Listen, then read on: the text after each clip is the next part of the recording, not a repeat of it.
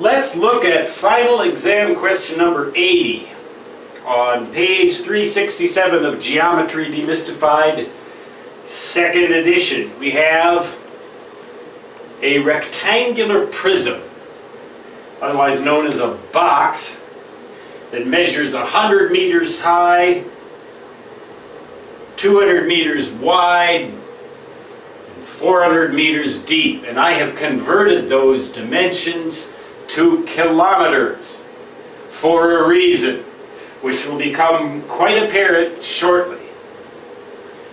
We're given this box and we're told that it pops into existence, lives for 1/100th of a second, 0.001 second, and then dies, vanishes, evaporates.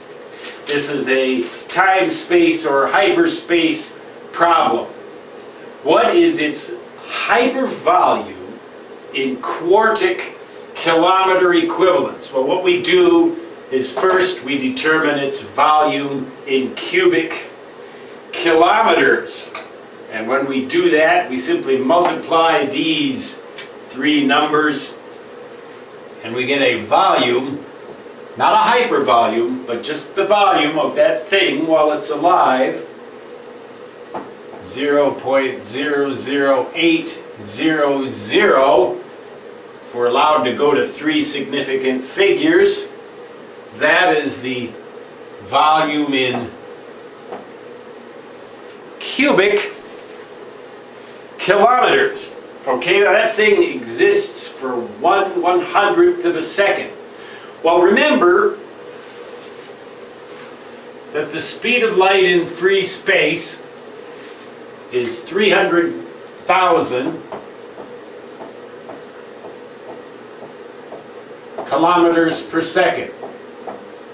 So in 100th of a second, a ray of light will travel just 1/100th that distance, or 3,000 kilometers. Okay? Now, remember the hypervolume of this, or pardon me, just the volume of this thing in cubic kilometers was 0.00800. That's supposed to be a 3, exponent 3. Now we can just multiply this out,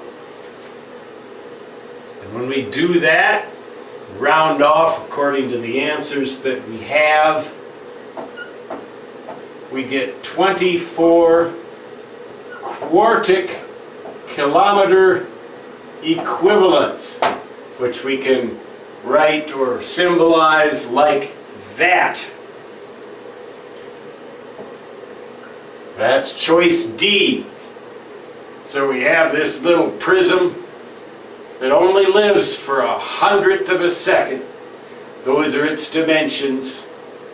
That is its hypervolume in quartic kilometer equivalents. Again, I think this stuff is sort of fun, because the 4 dimensions, it bends your mind. I just sort of like that stuff. Anyway, the answer is D.